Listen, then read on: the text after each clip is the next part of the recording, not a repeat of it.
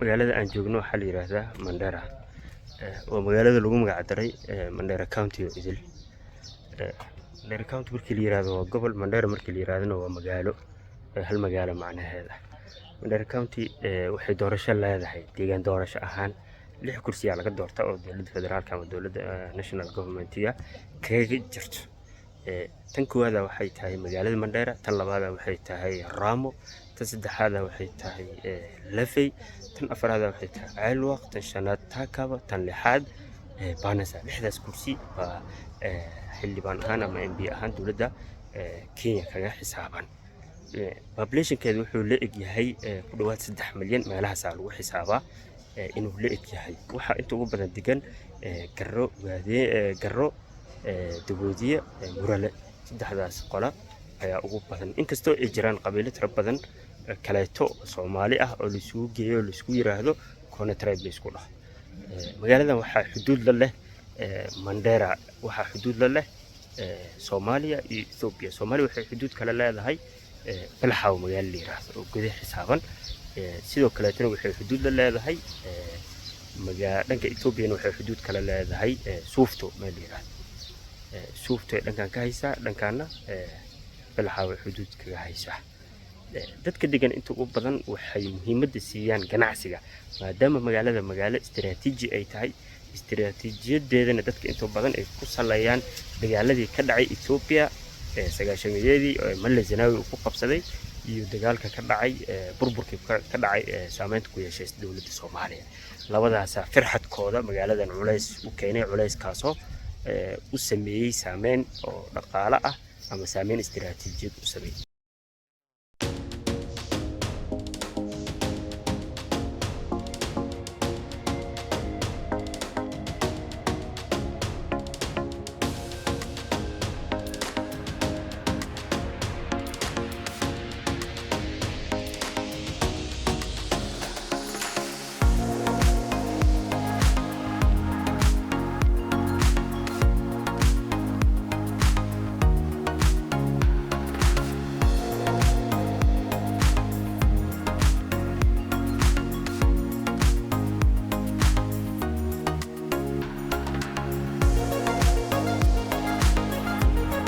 meeshaan idin muuqda waa xarunta county-ga Mandera County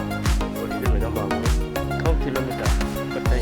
County Kenya inta badan tahay county la mid ah hab qurux badan sidoo kale taas oo leeyahay duwaad balaayiin Kenya dollar qarashkeeya inta xafiisyada maamulka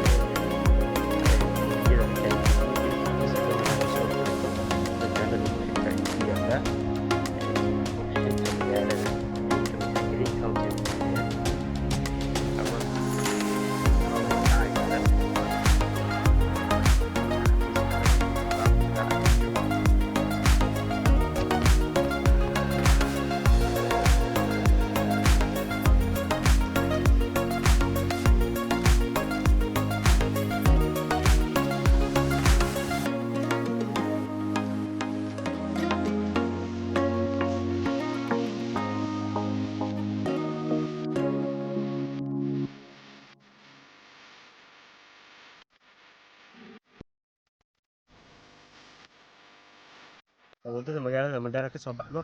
oo aado dhankan iyo Carabiya Lafey Carabiya wadada marto waa tan. inta ugu badan dadka deegaanka waxay kala taliyaan markaad degtid inaad lug kaga baxdo ama gaari kaga baxdid wadadan xuduuday kormaraysaa maristeeda riski tira badan bay leedahay kala taliyaan. xuduud korkeeda maraysaa ilaa dhamas korkeeda maraysaa Carabiyana martaa oo Lafeyna waa sii martaa. waddo kale inta jirto magaalada kaga baxda halkaas oo aado Ramo. taasi inta badan dowladdan isticmaalaan dadka nabadda jecel taasi isticmaalaan. xaafadda aan taaganahay waxaa la yiraahdaa xaafadaha ugu shisheeyay ka mid tahay waxaa la yiraahdaa Koromey. ma aqaan sababta loogu bixiyay Koromey, mid qoran ay tahay ii sheegay.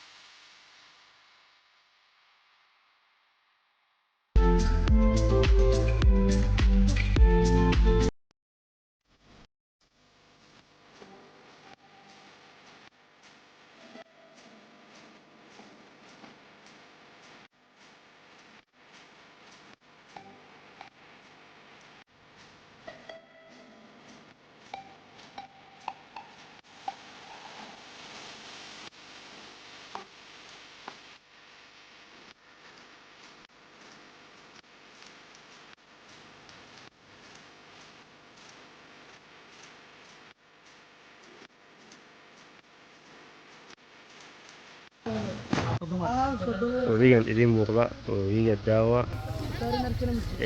gobolka daawa loogu magac daray wuxuu soo maraa gudaha Itoobiya ayuu ka yimaadaa ilaa wuxuu yimaadaa gudaha Soomaaliya. Itoobiya Soomaaliya Itoobiya Kenya waxa kala qeybiya dhanka Mandera isla webigan ayaa kala qeybiya webiga daawa leeyahay hadda biyo wada sida idin muuqato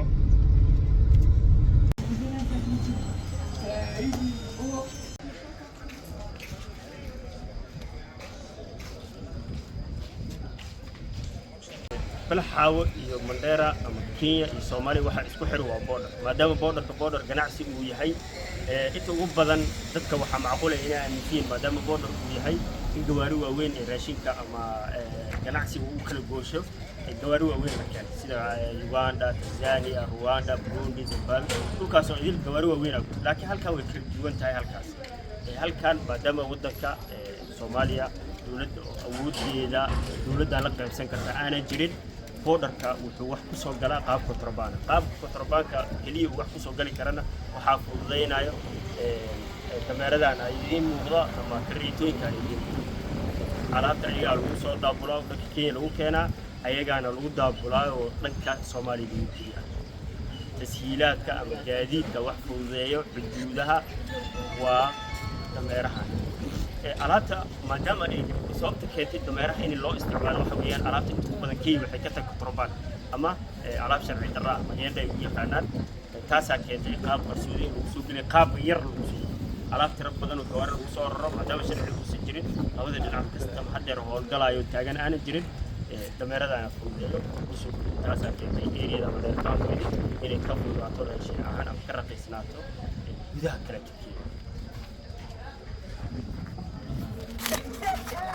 inta ugu badan waxaan arkay Mandera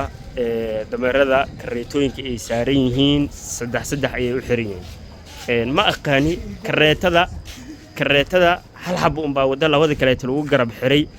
ujeedka loogu xiray ujeed aan fahmay oo ciyow aan fahmay ma aha haduu Ilaahay yiraahdo yarkaan saaxiibadanahay ama walaalahan nahay Soomaaliga weydiina ugaas iyo waraysta okay saad wa fiican Soomaa niyow dameeradan saddex baa meesha ku xiran waxaana fahmi laahay kareetada birta waxay saaran tahay waa hal xabadka dhexe u bay saaran tahay labadan geesaha bir ma saaran laakiin dameerku wax saaran si walba wax loo saaran way saacideena xabadka ayaga wuxuu mid kareetada saaran ma ayaga wili dameerka culays saayid billaah ayaga u badanahay laakiin culays ahaan kareetada labada dameero geesaha xigo shaqo kuma laha moral ahaan may u dhisaan oo ay ka caawiyaan niyad ahaan oo kan kale ka caawiyaan oo moral ahaan bay u caawiyaan garabeysiya moral ay siinayaan walaaskiisa dib loo saar ayaga dabxare way jiidayaan ma sha Allah aqoona u leh laantooda naafo way ma socon karo ma sha Allah muddo intee la ku shaqeysanayseen wallahi lama qiyaas karo way badantahay Sooma gaadiid fiican way ma sha Allah waxa macquul ah inaa isweydiisid fiidiyowi hor markaan soo arkay shaatiga wadatay fiidiyowga fanaanada wadatay maxaa keenay hal maalin gudaheeda isbedeshay in qofka is yiraahdo macquul laakiin waxaan rabaa inaan kuu sheego imaatinkayga Mandera County aan imaaday imaatinkayga Mandera magaalada aan imaaday waxaan suuqa xoolaha ku soo laabtay ku dhawaad shamar ku dhawaad waxaan iibinay 4 neef ama 3 neef ilaa 4 neef aan malaynayaa hal neef wali waa noo dhimay 3 neef kale tan waa maalin ku xigtaan imaanay taas arkay horta dharkii isbedelka geelana waa waxyaabaha ay dadku jecel yihiin horaan way ku soo sheegay Soomaalida jeceshahay oo Carabtu ay jeceshahay ay ku faanaan Carabta ay shidaal iyo dahab iyo waxaan haystaan kuma faanaan geelay ku faanaan fardahana way ku faanaan fardaha geesinimada ay u muujiyaan geelana hodantinimada u muujiyaan Soomaalidana way maxaa la yiraahdaa suugaantooda wax walba ay ku cabiri jireen waa tan soo sheegnay hablahooda guurka iyo wax walba maxaa la yiraahdaa boqol halaad oo geela boqol halaad oo loo alamadin boqol noof oo loo alamadin boqol halaad oo geela waa tan suugaantooda ku muujiyaan mar walba ay leeyihiin ragga laxaha dhowrayow dhaqasho waa geelkii tilmaamaya markay abaaruhu dhacaan dhimatay gees leeyahay maxaa la yiraahdaa sida Umar Abwaan maxaa la yiraahdaa Umar Astureeli uu sheegay hadaysan xasuustayga qaldamin taasaa keenayso in geela aan ku faano mar walba soo duubo halka aan taaganahay oo geelka watan maxaa la yiraahdaa وأقوان كلا إنكستو دين أهانا عن فعنان لي هذا لمن آخره لمن قيل لهين آخر لما أماني الله المستعان.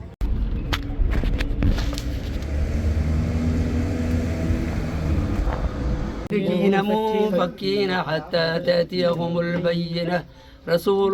من الله يتلو صحفا مطهرة فيها كتب قيمة وما منديرا ومقالة قيمة بدن dadkaada inta ugu badan labay u qaybsan yihiin sida ani hadda ii muuqata qayb kamid ah waxbarashada muhiimadda siiyaan diiniga iyo maadiga iskuulaadka waa loo wada kalaha dugsiyada waa loo wada aadaa gabdho xijaaban wiilal madaaris dhigana kullu arkaysa iskuuladii waxbarashada muhiimad siiyaan tan labaadna maadaama xuduud triangle ay tahay saddex geesood ah meel istiraatiiji ay ku taalo waa magaalo ganacsi saa hor u soo sheegnayba ganacsiga muhiimad siiyaan tan labaad labada shay ugu dhaqdhaqaaqa badan waa labada haddii dhalinyarada soo koraysa ilmaha soo barbaarayo idin waxbarasho fiican ay helaan ganacsigana magaalada uu sii socdo magaaladaas magaalo waxa uu hor u socodkeedu u wanaagsan yahay ayaa la leeyahay marka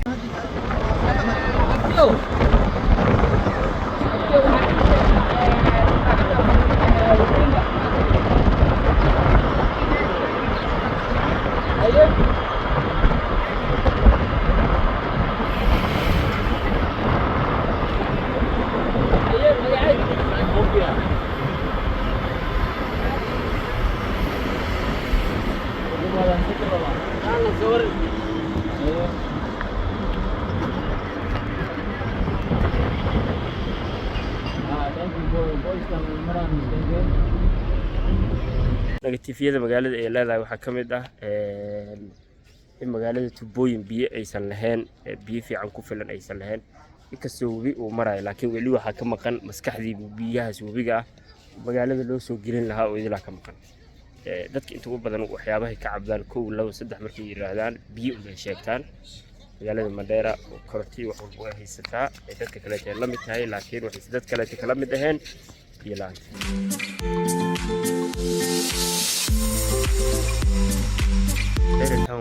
Mandheera town MPgeeda waxaa la yiraahdaa Xuseen Weytaan midka haddeer saaran oo xilka haayo markuu xilka qabtay ka bacdi dhalinyarada ballanqaad buu sameeyay intuu soo galay ka hor ballanqaadii uu sameeyay waxaa ka mid ah in dhalinyarada uu garab istaagi doono wax u qaban doono markuu soo galay sanad ka bacdi wuxuu bilaabay maalmahan haddeer aan intaanan imaanin ka hor wax yar wuxuu bilaabay ama dhamaadka sanadkii hore 2023 in uu aroos wadareed sameeyay 23 wiil ah guuriyo 23 gabdhood guuris oo kalimaanay Suuriyadii iyo wixii ay u baahnaayeen oo idil ka daboolay guriga hadday ah tahay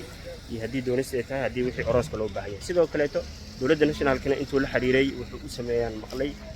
bishii $100 ku dhawaad inuu meel ugu sheegay loo soo diro dadkan ilaa ayaga nolosha ay kala sii qabsan doonaan MPga oo midka bulshada wax u qabta MPga waa kan dadkiisa xasuusta u garab istaaga halka aan taaganahay waa masaajidka weyn جميع أما نور الإسلام لو يقان مسجدك وين مقالة ويان بحدي سأد بأسر رئيسا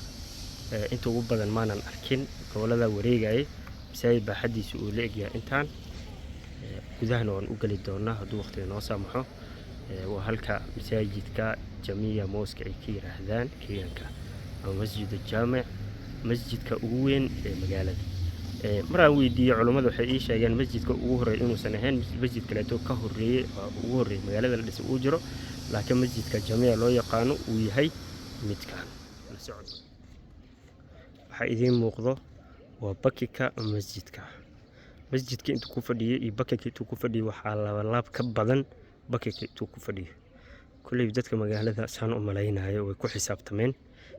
mustaqbalka dhow iyo mustaqbalka fogba dhismaha masaajidku ku xisaabtameen iyo magaalada iyo isbedelkeeda iyo gawaarida waxaan dhamalay ku xisaabtameen saas darteed ay bakin intaan la eeg u qabteen halka idin muuqato bakinka masjidka muuqaal ahaan sidiisa kaleeto qaabkan ayuu u yaalaa banaankiisa kore minaarad baa ka baxsan kor u taagan saan u maleynayo minaaradan minaarad kale ka garab dhiseen oo qorshuhu uu yahay taas inay kaga maarmaan inkastoo qabyo ay ka tahay masaajidka gudihiisa aad buu u qurux badan yahay dhismihiisa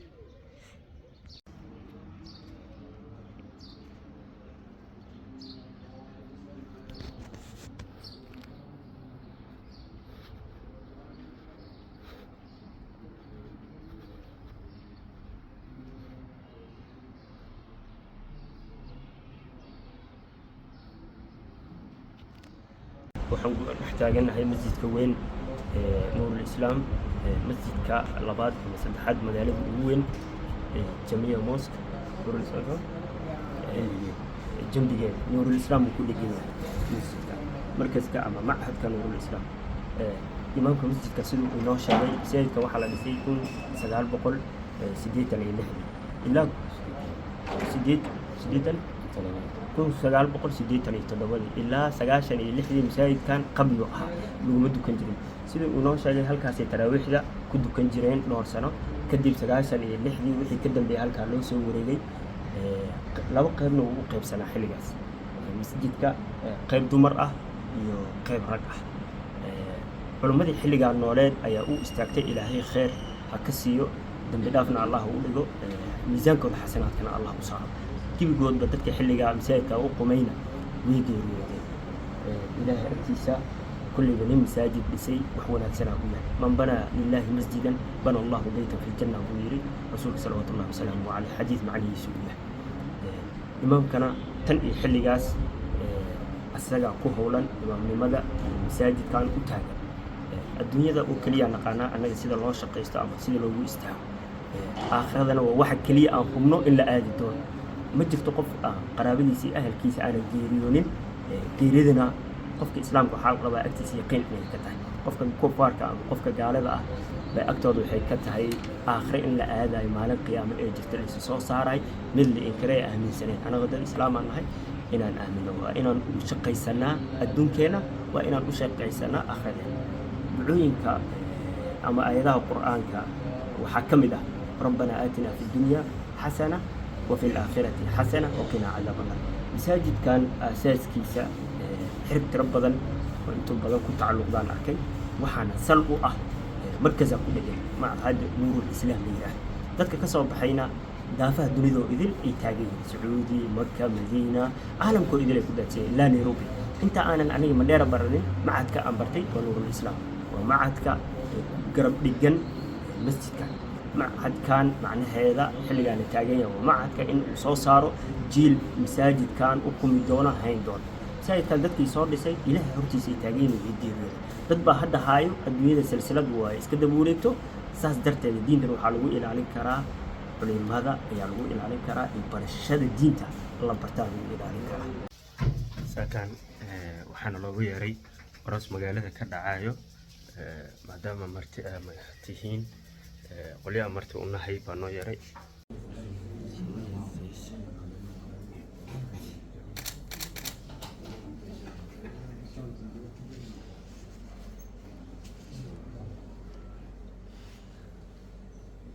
وعلى آله وصحبه أجمعين. أما بعد فيقول الله تبارك وتعالى يا أيها الناس اتقوا ربكم الذي خلقكم من نفس واحدة وخلق منها زوجها وبث منهما رجالا كثيرا ونساء واتقوا الله الذي تساءلون به والأرحام إن الله كان عليكم رقيبا. وقال تبارك وتعالى يا أيها الناس اتقوا ربكم الذي خلقكم من نفس واحدة وخلق منها زوجها وبث منهما رجالا كثيرا ونساء واتقوا الله الذي تساءلون به والأرحام إن الله كان عليكم رقيبا. يا أيها الذين آمنوا اتقوا الله وقولوا قولا سديدا يصلح لكم أعمالكم ويغفر لكم ذنوبكم ومن يطع الله ورسوله فقد فاز فوزا عظيما. أما بعد فإن أصدق الحديث كتاب الله وخير الهدي هدي محمد صلى الله عليه وسلم وشر الأمور محدثاتها وكل محدثة بدعة وكل بدعة ضلالة. أما بعد فيقول الله تبارك وتعالى وأنكحوا الأيام منكم والصالحين من عبادكم وإمائكم إن يكونوا فقراء يغنيهم الله من فضله والله واسع عليم. ويقول صلى الله عليه وسلم يا معشر الشباب من استطاع منكم الباءة فليتزوج فإنه أحسن للفرج وأغض للبصر. وقال عليه الصلاة والسلام تزوجوا الولود الودود فإني مكاثر بكم يوم القيامة. زوجتك وأنكحتك سندس شيخ علي بوكالة وليها وأبيها شيخ علي إياي ومهرها 100,000 شلن كيني وتدفع حالا أو مؤخرا أقبلت نكاحها وتزويجها بالمهر المذكور. وعنكو قوري سندس شيخ علي وآبه هذا أنا يسوى كايشي مهركاد وياها بقولكم ما أقبش بقولكم لا كينيا ما أقبش. بارك الله لكما وبارك عليكما وجمع بينكما بخير. بسم الله الرحمن الرحيم. الحمد لله.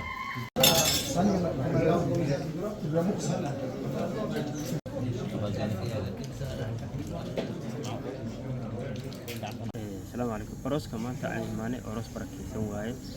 أروسك من دارك كدعاية وكدوية أروسك يروق عمل كدعاية من لها قار كدعاية أروسك نوحة ونكسن تمهير كيس وسك جابية هاي هو كيسنا سك جابية هاي نقالها مادي وكبر جابية فهم كأروسك إنه بطاء كم جيمسن كارشات كمربرك خارلو هنا أيو أروسك dadka magaalada inta ugu badan waxay xoog saaran qarashaadka orooska ku baxay muhiimada saaran xoog saaran ka wada hadlaan oo kaliya kama fikiraan dhismaha guriga ama dhismaha reerka kama fikirayaan culays badan ma saarayaan maxaan isku qaban doonaa maxaan isku qaban doonaa maxaan gaar u leeyahay maxaan gaar u lahayn kulli ma dhihi doona ma dhahayaan marka magaalooyinka halka laakiin meesha reer magaalka ama dadka magaalada jooga culays ugu badan kaga baxayo kaga ma baxo wuxuu kaga baxaa meesha ay dadka magaalada jooga ay ilaawaan oo ah dhismaha reerka gabadha hooyadeedna way la dardaarmay aabaheedna wuu la dardaarmaa wiilka hooyadiisna way la dardaarmaa aabihiisna wuu la dardaarmaa sidoo kale tana maalinta guriga la geenaa qalgalku uu yahayna afartoodana way la wada dardaarmayaan in gabadha uu hagaajiyo wixii qaladaad uu ku arkana uu maxaa la yiraahdaa uu soo sheego inuusan laf jibinin in wakiil laga yahay gabadha mar walba waxa laga wada hadla tan waay halka dadka magaalada joogana inta badan gabadha ay ku dadaasho ninka aanan kaysada afaarihiisa galina dhaxdan yaa soo galin intaana ku heshiinay haye hala dhaho intaana ku heshiinay laga qaado waxaas uu kaliya